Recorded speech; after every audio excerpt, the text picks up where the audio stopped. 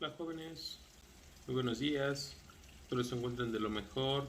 Estamos en este aprendizaje completamente nuevo, pero vamos a iniciar. En lo que viene a ser, hemos estado haciendo actividades anteriormente, estamos paso a paso y vamos a dar inicio con el bloque 1. El bloque 1, la materia de Historia de México 1, tenemos como título, dice, la historia como constructora de la identidad y su carácter científico. Ya estuvieron anotando o viendo el objetivo del bloque, principalmente que establece la historia como un proceso generador de su propia identidad. ¿Sí? Ustedes ya lo tienen anotado, ya saben acerca de él y algo muy importante, lo que viene a ser el aprendizaje esperado. Dice, asocia la importancia de la historia como un medio para concebirse como sujeto histórico. Ustedes ya lo tienen anotado, ya lo tienen muy bien definido y muy bien. Vamos a dar inicio. Les tengo por ahí anexados los que vienen a ser algunos documentos importantes dentro de lo que vienen a ser las actividades que vamos a estar desarrollando. Pero bien, voy a citar algo que me parece interesante para dar inicio. ¿Sí? Muy bien, dice la historia como constructora de la identidad personal y nacional. Dice, desde que el hombre creó formas para comunicarse y dejar huella de su presencia en la tierra, comenzó a escribir la historia. Muy cierto. Todos, completamente todos, estamos haciendo historia. Y aunque no quieran, ¿sí? Se genera historia a través de ello, ¿sí? Por ejemplo, si digamos, tal vez recuerdan ustedes a su compañero, el más callado, el más serio, el que decía, él tal vez no quería hacer historia, pero sin embargo ustedes la recuerdan por él y lo señalan a él como que, como el chico más serio, ¿sí? Desde ahí ya dejó historia. Entonces todo está dejando historia, ¿sí? Muy bien. Otra cita muy importante dice, conocer nuestro pasado sirve para explicar lo que somos hoy. Muy cierto. Dice, por ejemplo, tenemos una historia familiar con la que construimos nuestra historia personal. La historia no podemos decir que no puede ser interesante o no tiene algún fin completamente fuera de lugar. Todo es interesante. No podemos decir, es que la historia para qué. Pues es nuestra historia, ok, tal vez estoy pensando en la historia universal, la historia de México, pero tu historia personal no tiene algo de importancia, por supuesto. Entonces todo está pasando dentro de lo que viene a ser la historia familiar y nuestra historia personal. Porque dice, y lo hacemos por medio de la transmisión de usos, costumbres y tradiciones. Todos tenemos costumbres y tradiciones. Vamos formándolo desde que llegamos inclusamente a nuestra casa. Ya nos tiene identificado como somos, que tenemos toda la familia. ¿Sí? Muy bien. Dice, de la misma manera tenemos una historia colectiva que nos sirve para entender nuestro entorno e identificarnos como mexicanos. Muy bien. También esto es muy importante porque no solamente estamos en la familia, sino vamos formando una historia colectiva. Ahorita principalmente lo que viene a ser en estos tiempos, pues sí, estamos más en la parte de la historia familiar, en la parte de la historia personal. Hemos dejado atrás y extrañamos esa historia colectiva. ¿Por qué? Porque estábamos conviviendo con nuestros compañeros, nuestra forma de ser es muy distinta, ¿sí? Pero muy bien. Continuamos un poquito más con parte de lo más esencial de estos textos. La historia, su estudio nos brinda conocimiento y se convierte en un instrumento para desarrollar la identidad. ¿Sí?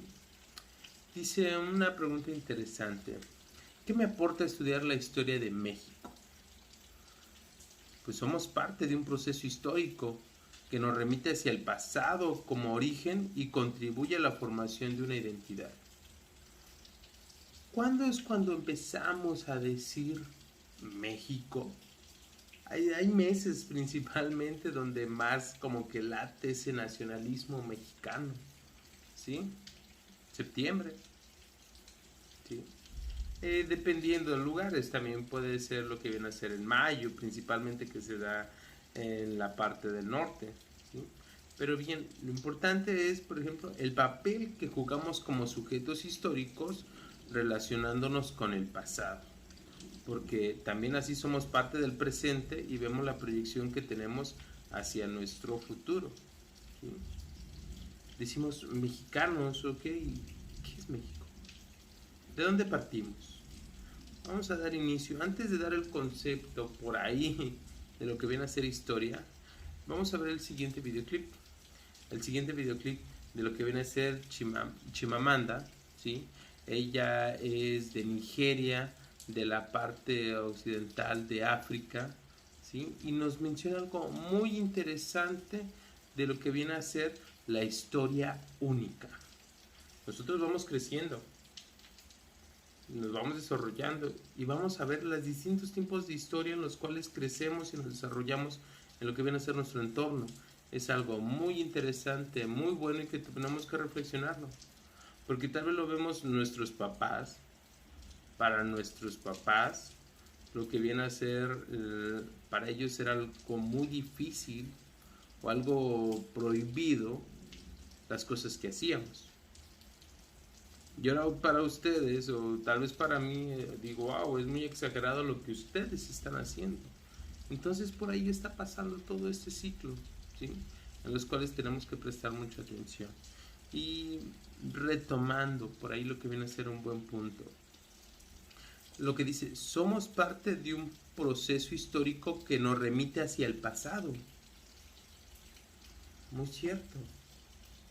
A ver, dentro de ustedes, cuando los conocen ahí en su comunidad, donde viven, los conocen porque, eres hijo de fulano.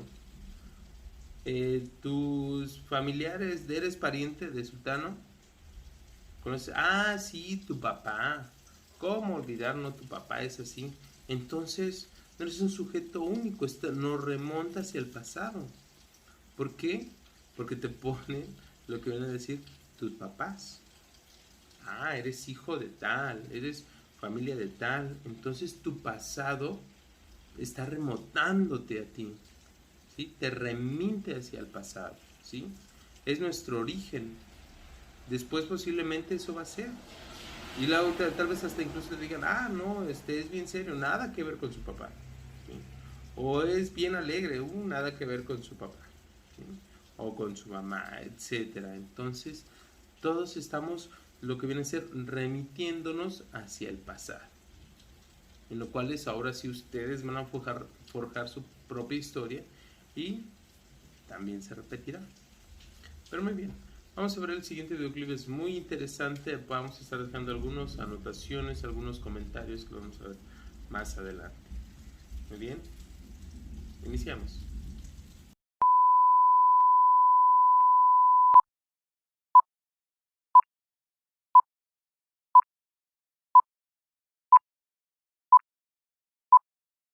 Cuento historias y me gustaría contarles algunas historias personales sobre lo que llamo el peligro de una sola historia. Crecí en un campus universitario al este de Nigeria. Mi madre dice que comencé a leer a los 2 años. Creo que más bien fue a los 4 años, a decir verdad. Fui una lectora precoz y lo que leía eran libros infantiles ingleses y estadounidenses. También fui una escritora precoz. Cuando comencé a escribir a los 7 años, cuentos a lápiz con ilustraciones de crayón que mi pobre madre tenía que leer. Escribí el mismo tipo de historias que leía. Todos mis personajes eran blancos y de ojos azules, que jugaban en la nieve, comían manzanas, hablaban mucho del clima. Qué lindo era cuando el sol había salido. Eso a pesar de que vivía en Nigeria y nunca había salido de Nigeria. No teníamos nieve, comíamos mango y nunca hablábamos sobre el clima porque no era necesario. Mis personajes bebían cerveza de jengibre porque los personajes de los libros que leía bebían cerveza de jengibre. No importaba que yo no supiera qué era. Muchos años después, sentí un gran deseo de probar la cerveza de jengibre. Pero esa es otra historia. Creo que esto demuestra cuán vulnerables e influenciables somos ante una historia, especialmente en nuestra infancia. Porque yo solo leía libros donde los personajes eran extranjeros. Estaba convencida de que los libros, por naturaleza, debían tener extranjeros y narrar cosas con las que yo no podía identificarme. Todo cambió cuando descubrí los libros africanos. No había muchos disponibles y no eran fáciles de encontrar como los libros extranjeros. Gracias a autores como Chinua Achebe y Kamala Lai, mi percepción mental de la literatura cambió. Me di cuenta de que personas como yo, niñas con piel color chocolate, cuyo cabello rizado no se podía atar en colas de caballo, también podían existir en la literatura. Comencé a escribir sobre cosas que reconocía. Yo amaba los libros ingleses y estadounidenses que leí. Avivaron mi imaginación y me abrieron nuevos mundos. Pero la consecuencia involuntaria fue que no sabía que personas como yo podían existir en la literatura. Mi descubrimiento de los escritores africanos me salvaron de conocer una sola historia sobre qué son los libros. Mi familia es nigeriana convencional de clase media. Mi padre fue profesor, mi madre fue administradora y teníamos, como era de costumbre, personal doméstico de pueblos cercanos. Cuando cumplí 8 años, un nuevo criado vino a su casa. Su nombre era Fide. Lo único que mi madre nos contaba de él era que su familia era muy pobre. Mi madre enviaba batatas y arroz y nuestra ropa vieja a su familia. Cuando no me acababa mi cena, mi madre decía, «¡Come! ¿No sabes que la familia de Fide no tiene nada?» Yo sentía gran lástima por la familia de Fide. Un sábado fuimos a visitarlo a su pueblo. Su madre nos mostró una bella cesta de rafia teñida hecha por su hermano. Estaba sorprendida, pues no creía que alguien de su familia pudiera hacer algo. Lo único que sabía es que eran muy pobres y era imposible verlos como algo más que pobres. Su pobreza era mi única historia sobre ellos. Años después pensé sobre esto cuando dejé Nigeria para ir a la universidad en Estados Unidos. Tenía 19 años. Había impactado a mi compañera de cuarto estadounidense. Preguntó dónde había aprendido a hablar inglés también y estaba confundida cuando le dije que en Nigeria el idioma oficial resultaba ser el inglés. Me preguntó si podría escuchar mi música tribal y se mostró, por tanto, muy decepcionada cuando le mostré mi cinta de Mariah Carey. Ella pensaba que yo no sabía usar una estufa. Me impresionó que ella sintiera lástima por mí incluso antes de conocerme. Su posición por omisión ante mí, como africana, se reducía a una lástima condescendiente. Mi compañera conocía una sola historia de África, una historia de catástrofe. En esta única historia no era posible que los africanos se parecieran a ella de ninguna forma. No había posibilidad de sentimientos más complejos que lástima. No había posibilidad de una conexión como iguales. Debo decir que antes de ir a Estados Unidos, yo no me identificaba como africana. Pero allá, cuando mencionaban a África, me hacían preguntas. No importaba que yo no supiera nada sobre países como Namibia. Sin embargo, llegué a abrazar esta nueva identidad y ahora pienso en mí misma como africana.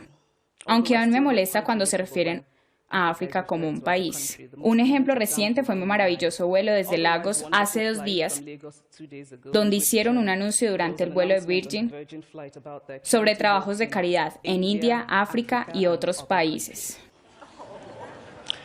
Así que después de vivir unos años en Estados Unidos como africana, comencé a entender la reacción de mi compañera.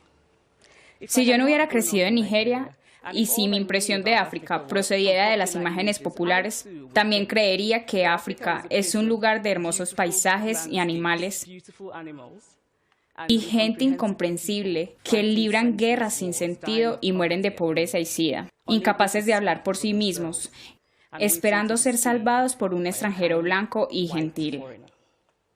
Yo veía a los africanos de la misma forma en que como niña vi la familia de Fide. Creo que esta historia única de África procede de la literatura occidental. Esta es una cita tomada de los escritos de un comerciante londinense, John Locke, que zarpó hacia África Occidental en 1561 y escribió un fascinante relato sobre su viaje. Después de referirse a los africanos negros como bestias sin casas, escribió: tampoco tienen cabezas, tienen la boca y los ojos en sus pechos. Me río cada vez que leo esto, y hay que admirar la imaginación de John Locke. Pero lo importante es que representa el comienzo de una tradición de historias sobre africanos en Occidente, donde el África subsahariana es un lugar de negativos, de diferencia, de oscuridad, de personas que, como dijo el gran poeta Rudyard Kipling, son mitad demonios, mitad niños. Comencé a entender a mi compañera estadounidense que durante su vida debió ver y escuchar diferentes versiones de esa única historia, al igual que un profesor quien dijo que mi novela no era auténticamente africana. Yo reconocía que había varios defectos en la novela, que había fallado en algunas partes, pero no imaginaba que había fracasado en lograr algo llamado autenticidad africana. De hecho, yo no sabía qué era la autenticidad africana. El profesor dijo que mis personajes se parecían demasiado a él, un hombre educado de clase media. Mis personajes conducían vehículos, no morían de hambre. Entonces, no eran auténticamente africanos.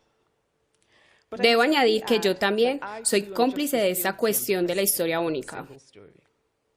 Hace unos años viajé de Estados Unidos a México. El clima político en Estados Unidos entonces era tenso. Habían debates sobre la inmigración y, como suele ocurrir en Estados Unidos, la inmigración se convirtió en sinónimo de mexicanos. Había un sinfín de historias de mexicanos, como gente que saqueaba el sistema de salud escabulléndose por la frontera, que eran arrestados en la frontera y cosas así. Recuerdo una caminata en mi primer día en Guadalajara, mirando a la gente ir al trabajo, amasando tortillas en el mercado, fumando, riendo. Recuerdo que primero me sentí un poco sorprendida y luego me embargó la vergüenza. Me di cuenta que había estado tan inmersa en la cobertura mediática sobre los mexicanos que se habían convertido en una sola cosa: el inmigrante abyecto.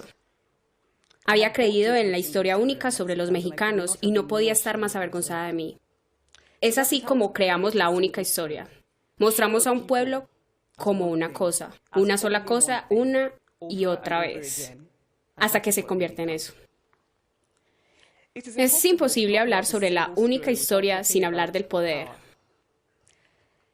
Hay una palabra del idioma Igbo que recuerdo cada vez que pienso en las estructuras de poder en el mundo y en Cali. Es un sustantivo cuya tradición es ser más grande que el otro. Al igual que nuestros mundos económicos y políticos, las historias también se definen por el principio de Encali. Cómo se narran, quién las cuenta cuando se narran, cuántas historias son contadas, en verdad depende del poder. El poder es la capacidad, no solo de contar la historia del otro, sino de hacer que esa historia sea definitiva. El poeta palestino Murid Barghouti escribió que si se pretende despojar a un pueblo, la forma más simple es contar su historia y comenzar con "en segundo lugar". Si comenzamos la historia con las flechas de los pueblos nativos americanos y no con la llegada de los ingleses, tendremos una historia totalmente diferente. Si comenzamos la historia con el fracaso del Estado africano y no con la creación colonial del Estado africano, tendremos una historia completamente diferente. Hace poco di una conferencia en una universidad donde un estudiante me dijo que era una lástima que los hombres de Nigeria fueran abusadores como el personaje del padre en mi novela. Le dije que acababa de leer una novela llamada Psicópata Americano. Y era una verdadera lástima que los jóvenes estadounidenses fueran asesinos en serie. No.